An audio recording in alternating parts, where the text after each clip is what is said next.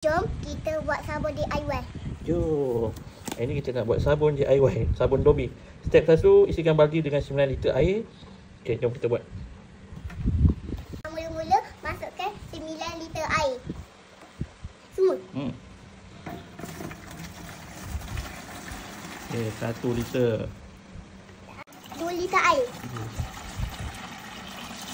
3 liter air.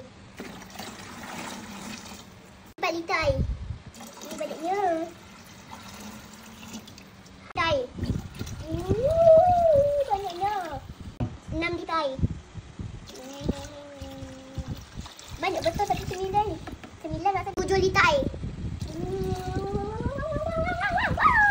7, 8 liter air. Tuang banyak-banyak sampai penuh. Yang terakhir 9 liter air. Yang terakhir 9 liter. Dah penuh, banyak betul. Step 2, tuang pan base dengan foam booster. Okey nak buat apa?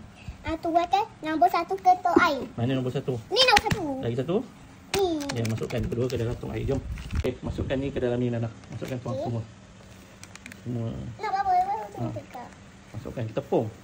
Tepung gaduh. Tepung gaduh. Betul. Jangan tumpah, masukkan semua. Okey, bos. Okey, nombor 1 pertama siap. Seterusnya masukkan foam booster. Masukkan dia lebih macam cili. Ya, Nana pegang. Jangan tumpah sangat. Lincik. Masukkan pewangi. Ya, masukkan pewangi semua. Tahulah semua.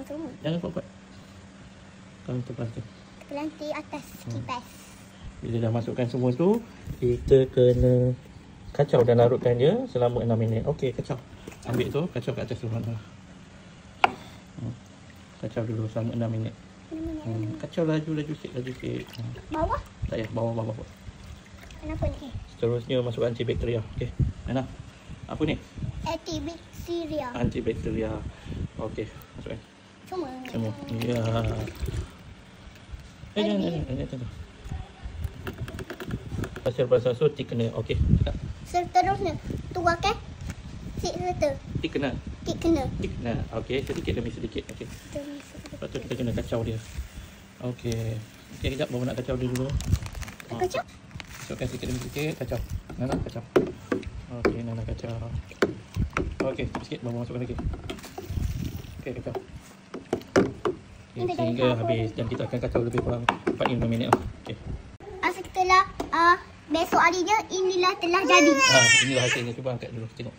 Angkat sikit. Dia dah jadi. Sabun cuci baju. Cuci baju. Okey. Wangi. Cuba bau.